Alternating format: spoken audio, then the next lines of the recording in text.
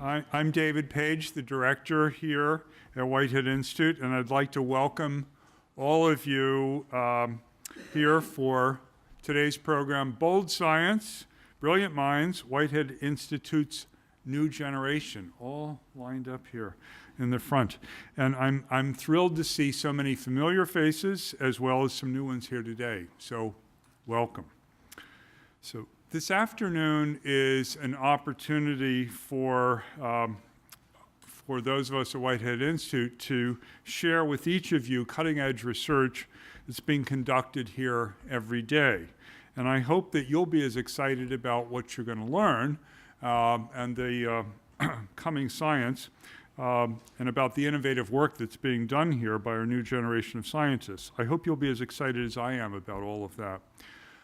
You're going to hear from a number of our youngest scientific leaders about challenging questions and how they're tackling them today. So, and in addition to hearing from our faculty and our Whitehead Fellows, we have the great honor today to welcome back to Whitehead Institute Nancy Andrews, who will be serving as our chair.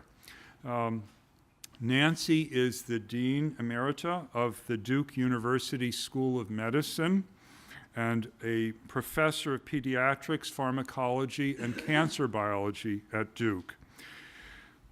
When I say that we welcome Nancy back, I need to remind you that she received her PhD in biology at MIT and her MD from Harvard Medical School. And Nancy did her graduate work, her PhD work, in the lab of Nobel laureate David Baltimore, who was Whitehead Institute's founding director. And so today it is my privilege to welcome Nancy. And so without further delay, let me ask that you join me in welcoming Nancy to the podium. All right.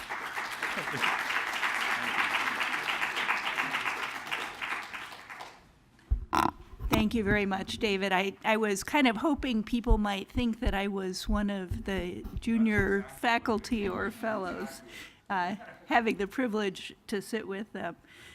So it's great to be back at the Whitehead Institute. I was actually, I think, one of the earliest PhD students to complete their PhD here. I was a graduate student when the Whitehead opened in 1984.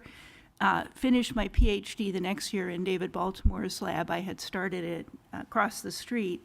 Stayed in Boston to complete my clinical training in pediatrics and pediatric hematology oncology at Children's Hospital, and then served on the faculty at Harvard Medical School for a number of years until I went down to Duke in 2007 to become dean of the medical school there. Last year, I finished 10 years as dean, and that has given me more time to think about science and more time to do fun things like this. So it's a real pleasure to be here today for the symposium and to be back at the Whitehead. So today's program, Bold Science, Brilliant Minds, I can't say it with the same kind of gusto that David does, features some of the Whitehead's newest members and fellows, as you've heard. From regenerative medicine to the HIV genome to parasitic infections, today's forum will provide a glimpse into the wonderful and very exciting work going on here at the Whitehead Institute. Our first presenter is Olivia Coradin. She is a Scott Cook and Signe Osby Fellow at the Whitehead Institute. She joined the Whitehead in the fall of 2016 after completing her PhD and postdoctoral fellowship at Case Western. The Corradin Lab focuses on elucidating the role of non-coding DNA variants in defining human disease pathogenesis and susceptibility. Ongoing work in her lab investigates the role of genetic risk factors in diverse diseases, including multiple sclerosis, colorectal cancer, and substance abuse disorders. Olivia's talk title is Uncovering New Insights into Human Disease from Genetic Risk Factors. Olivia.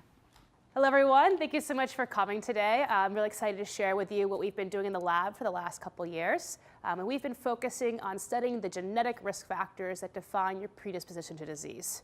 I like to think of this as a genetic game of Clue. So genetic variation is what defines the vast diversity that you observe in the human population. It's what makes my hair so curly. It's what makes David Page so tall. And it's what defines what makes you different and similar from your neighbor. But genetic variation is also what defines your predisposition to disease. And one of the major goals in the field of human genetics is to identify the genetic variants that define and contribute to disease. And the hopes is to use these genetic variants to help us learn something new about how the disease works. So the first step in order to do this is to identify the genetic variants that exist in the human population. We do this by looking at the genetic sequence across lots of people and identify locations where some people have an A and some people have a G. We call these a genetic variant or a SNP, a single nucleotide change, where some people are born with an A and some people are born with a G. And there are about 10 million of these across the 3 billion base pair genome. And what we want to use these for is to help us define what genetic variation contributes to disease. And the way these studies work is kind of simple on the surface. We start by grabbing a large group of people that have the same disease and a large group of people that do not have the disease. And then we look for a genetic variant that's found at greater prevalence amongst those that have the disease compared to those that don't. When we do so, we say we identified a genetic variant that increases your prevalence or your risk of disease. So you'll notice some people have the variant but do not have the disease. So these variants by themselves don't cause the trait. Rather, they're just increasing the likelihood that you'll develop it within your life. But it's important to take a moment to note that genetic risk factors are only one component. There's genetic risk, there are lifestyle and environmental risk, and these all combine to ultimately define whether or not you'll have the disease. But for some reason, when you have this particular genetic variant, that does put you at risk. And we think we can use that information to help us learn something new about the pathogenesis of disease. So you can perform genome-wide association studies by looking at large group of people that have the disease and a large group of people that don't. And you can do this on any given disease and identify variants that associate with increased risk for disease. And what we ultimately want to do is use these variants. And so we've gotten very good at identifying these variants, but using them to figure out what they do for the disease is very challenging. First, we want to figure out what is the functional effect of these variants on the cell. And how does that functional effect overall contribute to the pathogenesis of the disease? Our primary goal is to use this information in order to help us learn something new that could help inform treatment, diagnosis, and even preventative care. So to give you a sense of the scope of this problem, this is an example of a plot that I like to show to give you an idea of where these studies stand. Here, each bar represents a chromosome within the human genome, and each dot represents a genetic variant associated with disease. And these are all the results we've gotten from our association studies up to 2008. Here's what the plot looks like today. We've got thousands of variants associated with hundreds of traits. And unfortunately, very few of these do we understand why they increase your risk for disease. That has been the substantial roadblock in the field. And there's a good reason for this. So imagine for a second you performed a genome-wide association study and you identified this red T. This T is increasing the risk for disease. What you want to know is why. Why does this variant increase risk for disease? First question, what gene does it affect? Does it fall in a gene? Because scientists are really good at studying genes. Unfortunately, this variant does not fall within a gene at all. And this is actually the majority of the case.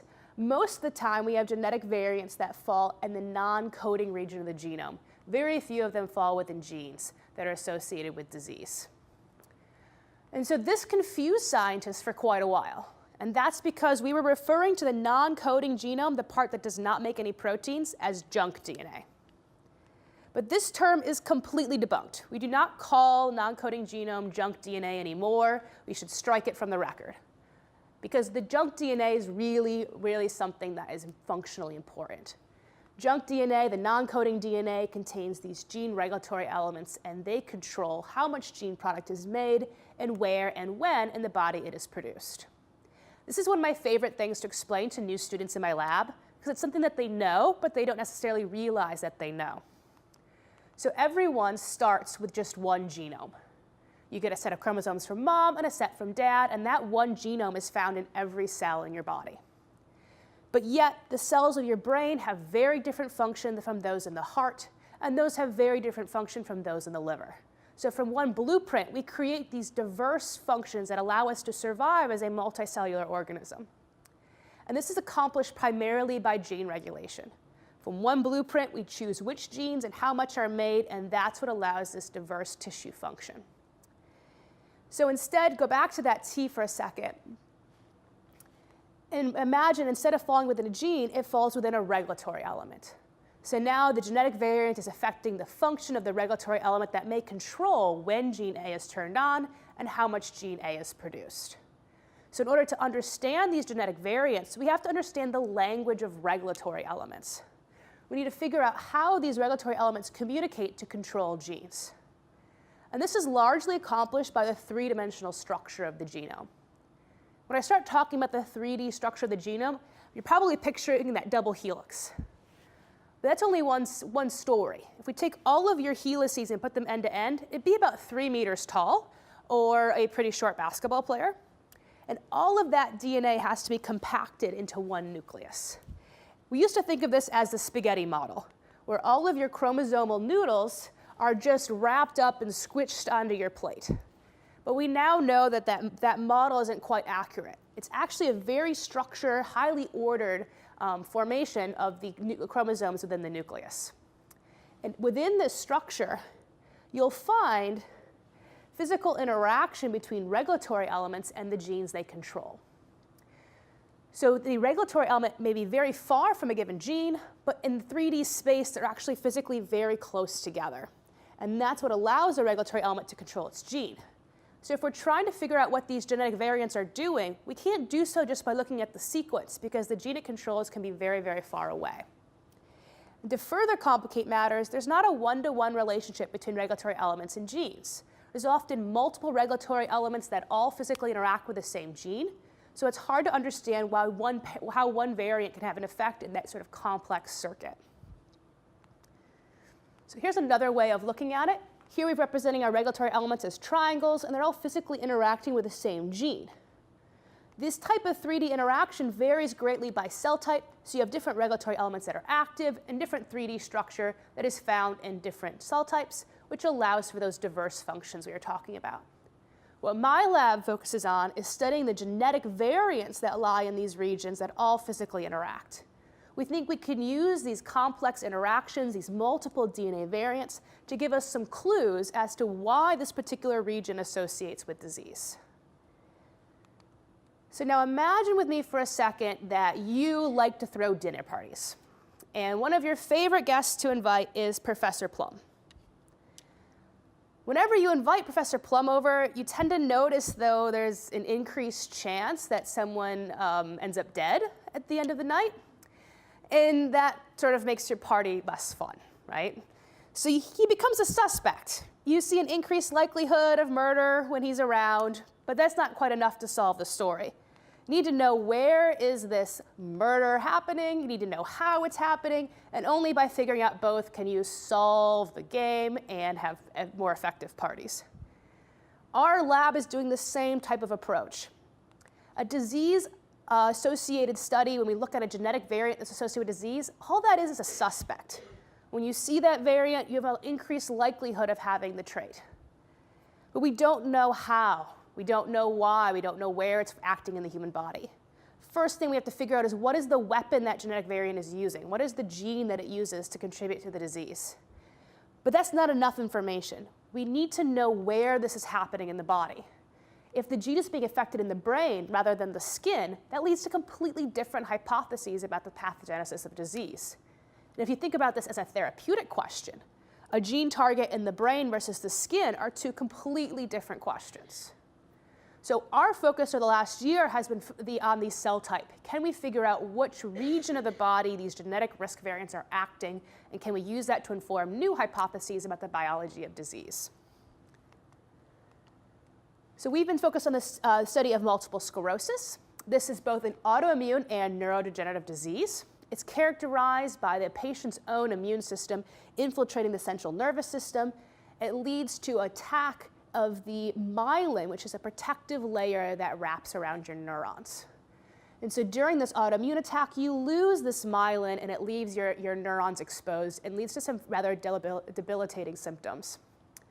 There's been more than 150 genetic risk variants identified for MS, and previous studies suggest that these genetic risk factors act only on the immune system. So the previous studies suggest that only by altering the immune system do you contribute to MS, and what happens in the brain is just sort of a bystander. So we're using our approach, which first starts by using assays that physically that identify the physical interactions in the genome in different cell types. And we identify all the genetic variants that physically interact with one another using these types of assays. We then use a statistical approach to determine whether these variants act together to contribute to your risk for disease. Our ultimate goal is to ask, of the sites that do affect your risk, do they have anything in common? Do they act as regulatory elements in the same cell type? And use this information to generate new hypotheses. So here's an example. Here we have a disease-associated variant that lies right here on chromosome 16. We identified all potential DNA variants in this region that physically interact. So here, each dot is representing one of these genetic variants. So you see this cluster of dots over here that are pretty low on the plot, which means that they're not really affecting your risk for disease. Whereas the site next door, this group of SNPs, these dots right here, are pretty high on the plot, and that suggests that they are impacting your risk for disease. So we can go through the whole region and classify them into sites that impact your risk for disease in red versus those that have no effect on disease in gray. We then compare these to experiments we perform in the lab that ask whether a regulatory element is functioning in a particular cell type. So we can look at the blue cell type, for example, and identify which regions are active regulatory elements. And you'll notice that the sites that alter your risk in red are often active regulatory elements in the blue cell type, whereas those sites that don't alter your risk are not active regulatory elements. And this leads us to predict that this region is contributing to disease by altering function in the blue cell type. You can perform the same type of experiment in a different cell type, and yes, there are frequently other active regulatory elements, but you'll notice these are in the gray boxes, indicating they're not contributing to disease, whereas the red boxes you see no regulatory activity in this cell type. And so we would exclude this as a possibility and focus on the blue cell type. We applied this approach to all 150 of the MS risk loci and found several things that strongly agree with previous studies. We found sites that are acting in the immune system to contribute to the autoimmune aspect of MS. But surprisingly, we also found some sites to be acting in the brain, which has not been previously shown for MS. We predict multiple sites to be acting in a special cell type called the oligodendrocytes. And these cells are the cells in the brain that are responsible for generating new myelin. So after immune attack, there is a regeneration step in which new myelin could be protected. And that is the responsibility of these cell types, the oligodendrocytes. So we predict that some of these genes are being affected in the oligodendrocytes, and that's how they contribute to multiple sclerosis. So in order to investigate this new hypothesis, we first looked at patient tissues. And you'll see that those dots in red are our MS patient brains, and those in gray are healthy brains. And you'll see that there's a difference in the gene product levels of these predicted genes in the brain. We also took a completely independent approach and started looking at what are the chemical factors that control myelin.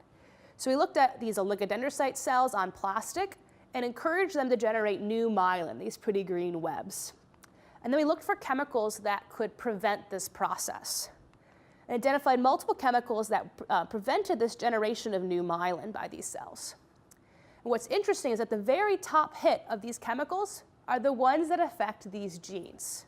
So they're acting in the same pathway. So we can show that drugs that act through these genes prevent new myelin from being formed. And this leads us to a new proposal for MS pathogenesis. Yes, the autoimmune component plays an incredibly important part in initiating the disorder, but there are also individuals who are born with a genetic predisposition that is a disadvantage.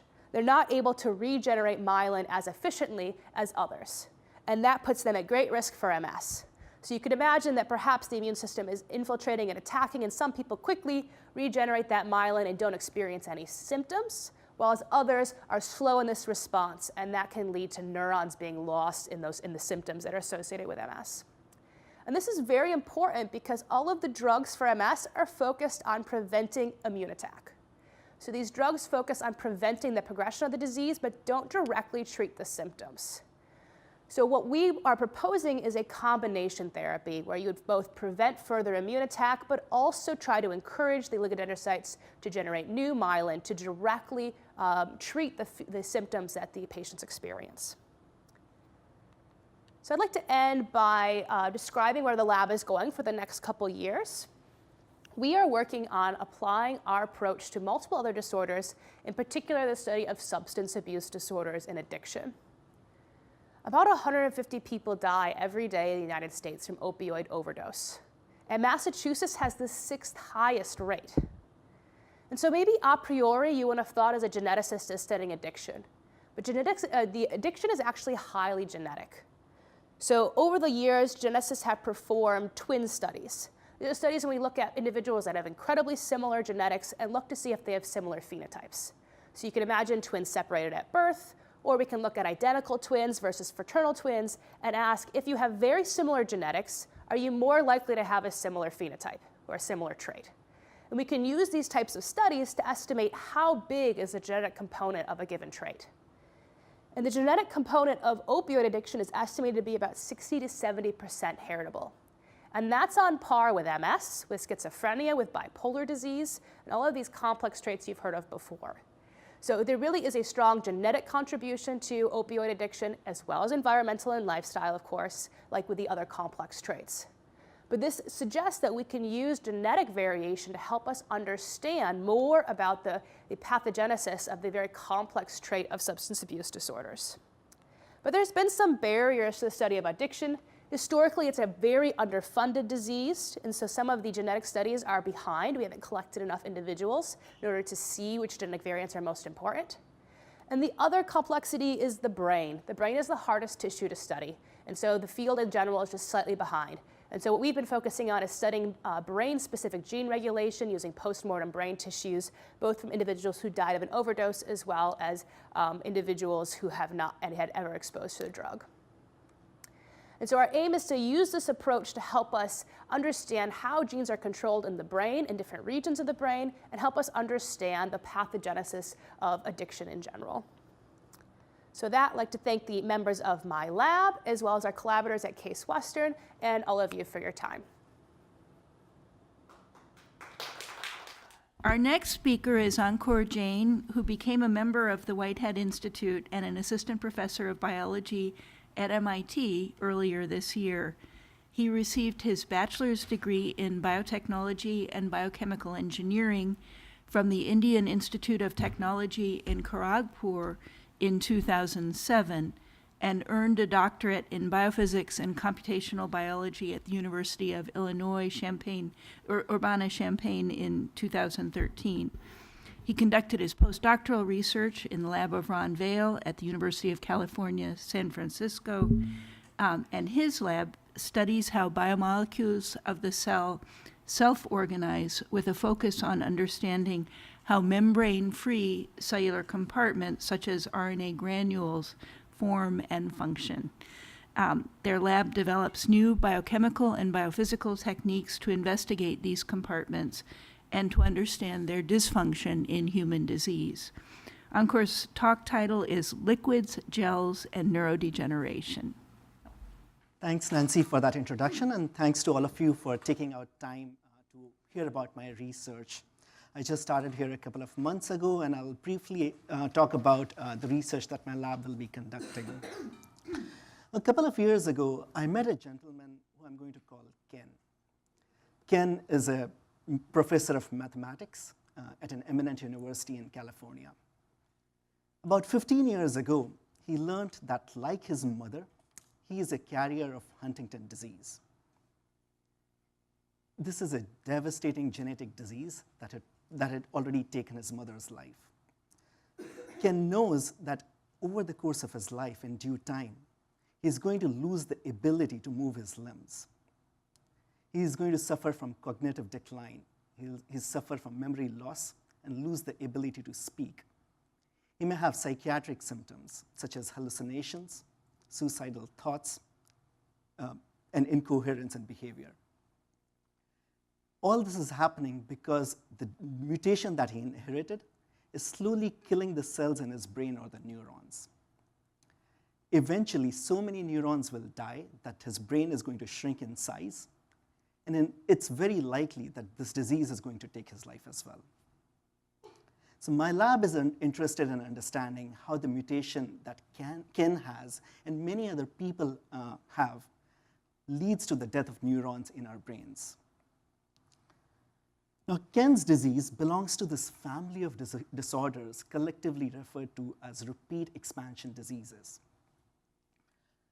What is the mutation here? So if DNA is the instruction manual for life, in normal human beings, there is a sentence.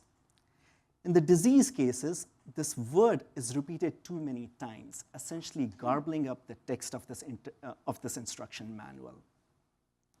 In this specific case, the word CAG is repeated about 40 to 50 times. So in healthy cases, the word appears only about 5 to 7 times. In the case of disease, it appears more than 40 times. Now, besides Huntington disease, there are about 30 additional diseases known in this family. All of these are rare, genetic, and orphan. Some of the familiar examples are myotonic dystrophy, Fragile X syndrome, and certain forms of amyotrophic lateral sclerosis or Lou Gehrig's disease. Now, individually, all of these diseases are rare, but taken together, this mutation constitutes one of the most common genetically inherited mutations. It affects more than 150,000 people or 150,000 families in the US alone. And currently, all of these diseases are untreatable. There are neither any methods to cure them, to prevent symptoms, or halt the progression of these diseases. So my goal is to understand how this mutation leads to the disease. Now, through Olivia's talk, we learned that we have gotten really good at learning about mutations. Through the power of genetics, it has become very easy, or relatively easy, to map out what is wrong in the human genome. But what is missing is how do these mutations are causing the disease. Let me give an example. So this is equivalent to saying that you take your car to the mechanic, he looks at it and tells you that about 16,000 miles later, the engine is going to fall apart. And this is going to happen because there is this faulty ball bearing in it. However, I can't do anything to fix it. It's going to break apart and I can't help you because I don't know how engines work. And I don't know what this faulty ball bearing, how this faulty ball bearing is contributing to the malfunction of this engine. So that's what I'm trying to do, understand how these mutations are leading to the dysfunction of the brain, and hopefully this understanding will help us deliver the cures. So how do mutations generally work? So let's take a chapter in basic biology, which you are all very familiar with. So the genetic information in all living organisms is archived in their DNA. It's the instruction manual for life. Now this genetic information is precious and it's vaulted within the nucleus of the cell. As needed, chapters from this book are read and temporarily transcribed into these work orders or RNA. And these RNAs specify the production of cellular machines or proteins. And these machines conduct the functions that make life possible. Now, when you have a mutation in DNA, that's essentially saying you have misspelled a word in the instruction manual. As a result, you make an incomplete or a faulty work order, and it results in the production of a faulty machine or a protein. So if you have a mutation in insulin receptor gene, you're going to make a faulty work order, resulting in a mutated insulin receptor protein, which may not bind to insulin and hence may contribute to diabetes. And in this entire process, this molecule RNA is considered as a passive bystander. Its only job is to take the information contained in the DNA and use it to make proteins. And we have seen this process so many times that when we see the term mutation, it is almost always inadvertently assumed that directly or indirectly it's going to cause a protein malfunction. Now, what if this assumption is not correct in some cases? What if this RNA, which was considered as a passive bystander, is not as passive? And that's what my lab focuses on. So in particular, in the case of repeat expansion disorders, this mutation is a repeated sequence. Very often, these mutations do not fall in the pages which encode for a machine. They're at the margins of the book or at the page numbers. Second, in several cases, these repeats, when they occur in different unrelated chapters of the book, result in identical disease symptoms. And this had remained a big mystery for this field for several decades. In fact, they were looking for a malfunctioning protein and none could be identified. We were not able to pinpoint what is the malfunctioning protein in these diseases. So instead, what I found is that these mutations potentially result in a malfunctioning or a nefarious RNA. This RNA molecule can not only perform its own function, but it's so nefarious that it stops other RNA from performing their functions and prevents other protein molecules or the machines from conducting their day-to-day business. And in the next 10 or so minutes, I'm going to tell you more about how this nefarious RNA is behaving. So these mutations, known as repeat expansions, they essentially act as molecular glues. So here I'm drawing out a single RNA molecule. These repeats act as tiny molecular tapes. And previous research had shown that these tapes can lead to sticking or folding of RNA onto itself. So this red is the RNA, and because of these sticky patches, it sticks onto itself. In the case of the disease, the repeats get expanded, or there are too many repeats. Now, this situation is virtually identical to you having a very long tape. And if you have tried playing around with a longer piece of tape, you can imagine that this piece of tape is going to get entangled. And that's quite literally the model that we have used to explain what's going on in these diseases. If you make the tape longer, it starts entangling not within itself, but with other similar long tapes, making a meshwork of RNA. And this reaction is virtually identical to the reaction that happens in your kitchen when you cool gelatin, a molecule that provides consistency to the food. Now, how do we show that? Well, in test tubes, I made RNA, this nefarious RNA molecule, with many different numbers of repeats. So here you're looking at a solution of RNA, which has only 20 repeats of CAG below the disease-causing threshold. You cannot see anything here because the RNA molecules are so small that they are not visible. As we increase the number of these CAG repeats, the RNA start assembling into larger and larger structures. They get entangled and create meshworks containing billions of molecules and hundreds and billions of molecules, which appear as these large micron-sized structures. So micron is probably smaller than the fraction of the thickness of a hair, but on a molecular length scale, it's very, very large. And this transition from having individual RNA to making these large structures happened roughly at the same number of repeats that result in the disease phenotype. So now we know that these RNA molecules on themselves can form the meshwork. How do they result in the disease? Or how are they affecting the cell function?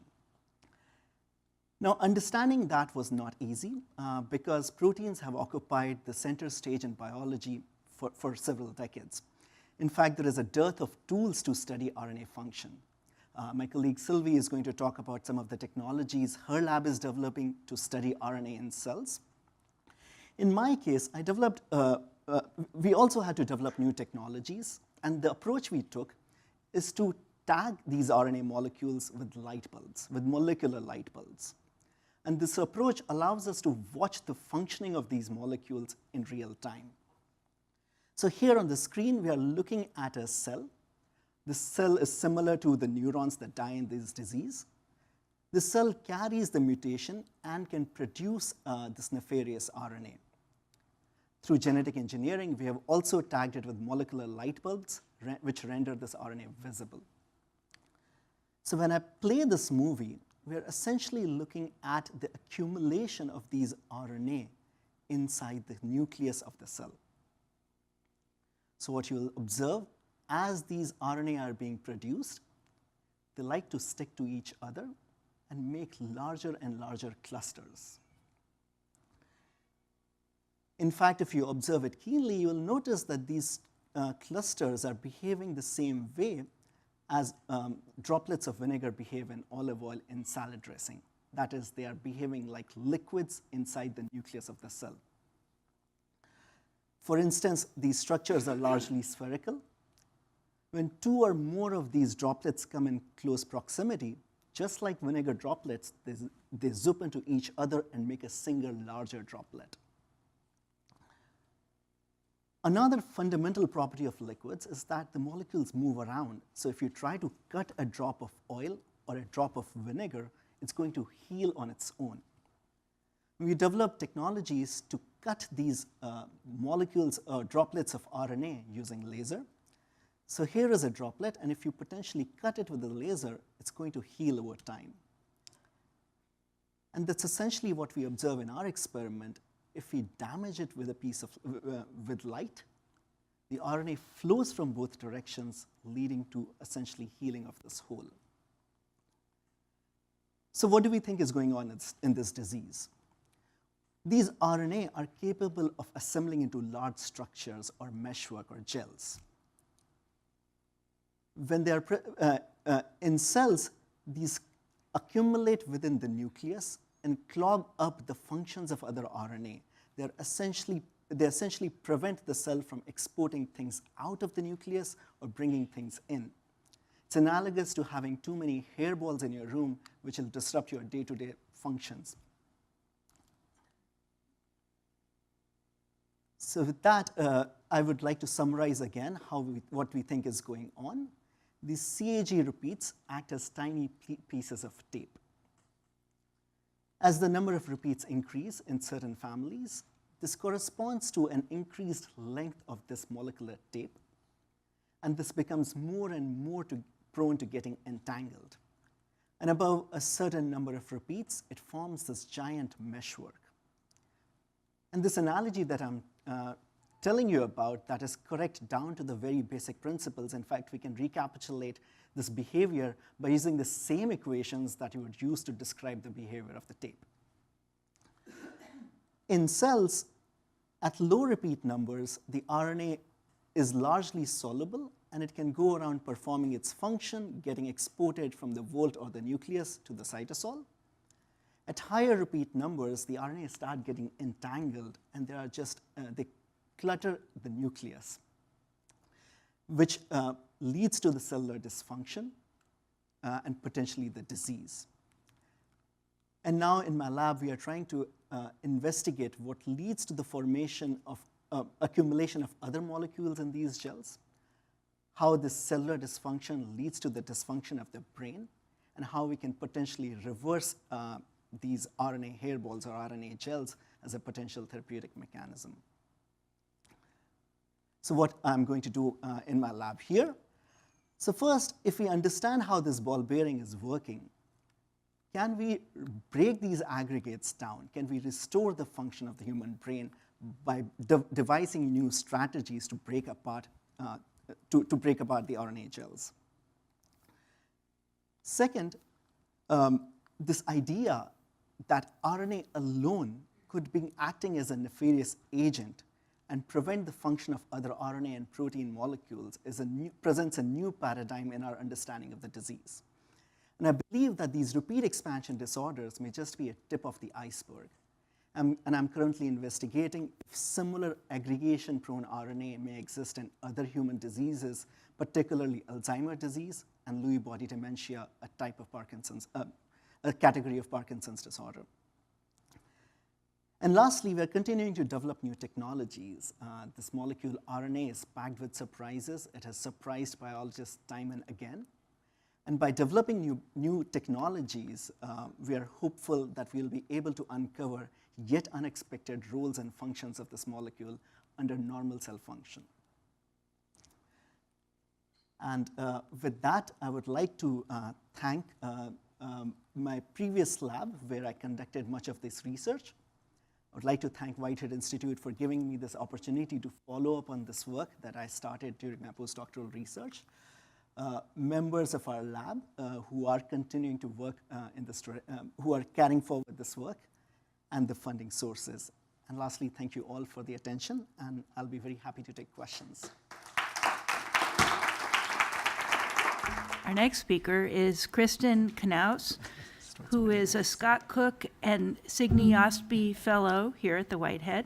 Kristin joined the Institute as a fellow in June of 2018, which was 1 month after, or maybe even less than that, after she graduated from medical school.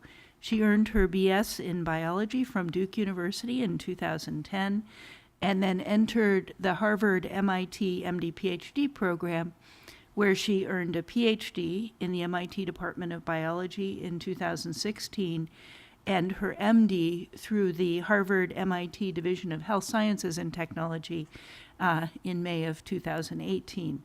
The Knouse lab uses the mouse liver to investigate reversible cell cycle states and reveal novel approaches for regenerative medicine. Kristin's talk title is Innovation in Regenerative Medicine. So thank you all for coming this afternoon. It's really an honor to be with you all to share with you our lab's vision to uncover novel approaches for regenerative medicine. So our health and wellness is contingent upon the proper function and integration of the many organs and tissues that make up our body. And while these tissues are each comprised of millions of different cells, each with distinct specializations and functions, we can broadly classify the cells in our body into 2 distinct categories: those that mediate tissue growth and renewal, and those that perform tissue function. Now, the cells that mediate tissue growth and renewal are often called stem cells or progenitor cells. And these cells enable tissue growth and renewal by undergoing the process of cell division and proliferating to generate either more stem cells or to produce differentiated cells. These differentiated cells include cells like the neurons of the brain, the cardiomyocytes of the heart, and the beta cells of the pancreas. And these cells have adopted distinct specializations to serve the organ in which they reside. For example, neurons have the ability to encode memory, which allows the brain to execute cognition. The cardiomyocytes of our heart can contract, enabling the heart to beat. And the beta cells of the pancreas can secrete hormones such as insulin to help regulate blood sugar. Now, when we're developing as embryos, these stem and progenitor cells are highly prevalent across tissues, where they serve to increase organ size during development. However, once we reach adulthood, the balance of stem cells and differentiated cells varies across tissues, and this influences the extent to which a given tissue can grow or renew itself. For example, there are some tissues in our body that retain stem and progenitor cells in adulthood. This includes tissues like the intestine and skin. And what this means is that if these tissues are ever damaged, and the differentiated cells important for tissue function are lost, the existing stem and progenitor cells can replace these lost cells and fully restore organ function. For example, if you get a stomach bug that damages the lining of your intestine, you typically completely recover within a matter of days. Similarly, if you get a cut on your hand, it often heals fully without ever leaving a scar. Now, on the other hand, there are tissues in our body that do not retain stem or progenitor cells in adulthood. And this includes organs such as the brain, heart, and pancreas. And what this means is that because these tissues don't have stem or progenitor cells, the differentiated cells that were generated during embryonic development are all that you have for a lifetime. And therefore, if any of these differentiated cells are either damaged or lost, they cannot be replaced, and there's the potential for lifelong organ impairment. And indeed, this loss of differentiated cells in tissues that do not have stem or progenitor cells underlies numerous diseases across organ systems. For example, loss of neurons is responsible for the progressive cognitive decline and memory impairment characteristic of Alzheimer's disease, and similarly for the movement disorder known as Parkinson's disease. Similarly, loss of blood flow to either the brain or the heart can damage neurons and cardiomyocytes, leading to a stroke or heart attack, respectively. And even if an individual survives this initial injury, they often suffer from lifelong organ impairment. And beyond the heart and brain, this loss of differentiated cells underlies many cases of diabetes, muscular dystrophy, arthritis, hearing loss, and numerous other conditions. And so while I was in medical school completing my hospital clerkships, I encountered many patients suffering from these various conditions.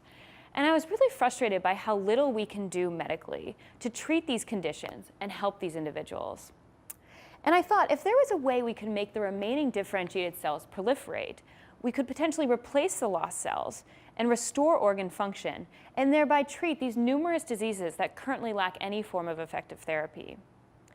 Now, you'll recall that I previously told you that we can classify cells based on whether they serve to grow or renew a tissue and whether they perform tissue function, which would make it seem that proliferation and differentiation are mutually exclusive, and therefore that this approach would be impossible. But what I'm excited to tell you today is that there already exists in our bodies a notable exception to this rule, and that is the cells of the liver. So liver cells are unique in that they, like differentiated cells in the heart and brain, have the ability to, most of the time, perform organ function. They spend the majority of their time metabolizing substances, detoxifying other substances. However, like stem cells, they retain the ability to divide if needed. And this endows the liver with an amazing regenerative capacity. For example, if you or I were to lose half of our liver, either from some sort of toxic injury or from a surgical resection, the remaining liver cells in our body would proliferate and completely restore the organ within 1 month's time, leaving us with a fully functioning liver. And this amazing regenerative capacity is true not only for human liver, but also for mouse liver, which makes it very amenable to studying in the laboratory. And so it was during graduate school that I first became familiar with liver regeneration and began studying it in mice. And so here I've showed you images taken from an uninjured mouse liver and an injured mouse liver that were taken under a microscope. And to make these images easier to see, we've stained these tissues such that the liver cells themselves are outlined in green. The center of their cells, the nucleus, is in blue. And we've also stained these tissues such that if the cells are proliferating, they are positive for a proliferation marker, shown in red. And so you can see that in the uninjured mouse liver, essentially none of the liver cells are proliferating. However, immediately upon liver injury, over half of these liver cells have now transitioned into a state of proliferation and will fully regenerate this organ within just 1 week's time. And I was always so fascinated by how rapidly these cells are able to transition from this state of differentiation to this state of proliferation. But beyond that, I was struck by the fact that while we've known for many years that liver cells can do this, we still have no idea why a liver cell can do this, whereas a cell in the heart or brain cannot. And so then I thought back to my medical school experience and the desperate need for new approaches in regenerative medicine. And I thought if we could understand what enables a liver cell to be both differentiated and still proliferate, perhaps one day we could engineer other differentiated cells, like those in the heart or brain, to do the same. And so this question and the potential it had to unlock new approaches for regenerative medicine was really something I felt I had to address.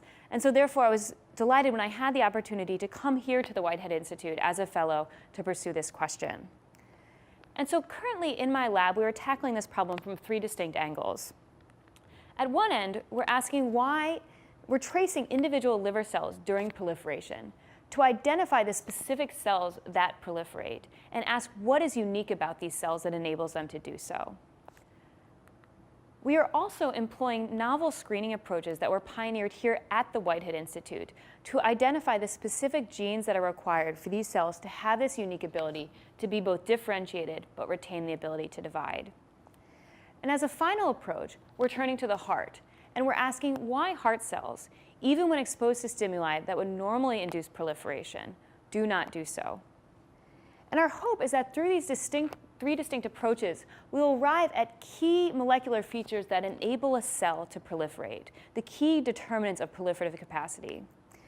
And a long-term goal would be to one day introduce these features into a terminally differentiated cell like the heart that would normally respond to injury with scarring and organ dysfunction, and instead enable this heart to instead respond to injury with proliferation and complete restoration of organ function. And so to end, I would like to thank the members of my lab who have been incredibly resilient and hardworking as we've worked to get these projects off the ground, the wonderful core facilities at the Whitehead Institute that have helped us with various aspects of these projects, and finally, you all for your attention. Thank you. It was a terrific afternoon of a very wide variety of subjects. I think every one of the talks was outstanding. Yes.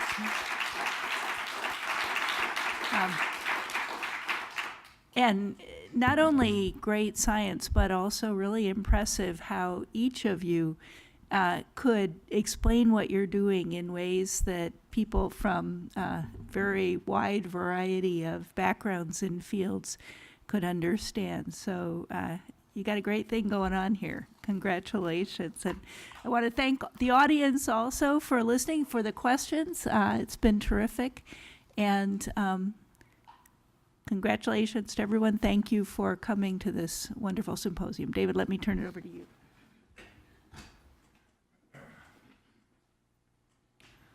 So, what a wonderful afternoon of discovery. Thank you for being with us.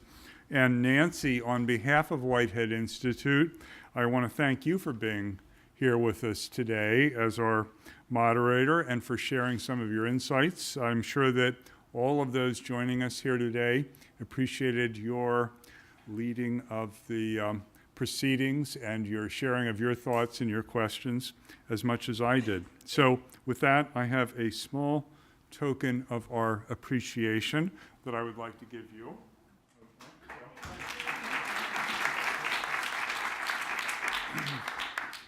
And I'd also like to give a special shout out to the chair of the Whitehead Institute Board of Directors, Charlie Ellis, who first came up with the idea for this event, and what a great idea it was. I also want to thank all of the Institute scientists who presented here today in the front row. And I have learned a lot about the fascinating research that each of you is doing, and I hope that all gathered here today share the same sense of excitement that I do about what lies ahead in the years to come from these terrific scientists. So, and I can see that there are a lot of questions still lurking in your minds in follow-up to the presentations you heard this afternoon, and so I hope that many of you will join us at the reception that will follow. Thank you again, each and every one of you, for joining us here today, and I hope to see you again soon at other Whitehead Institute events. So thank you very much. Right.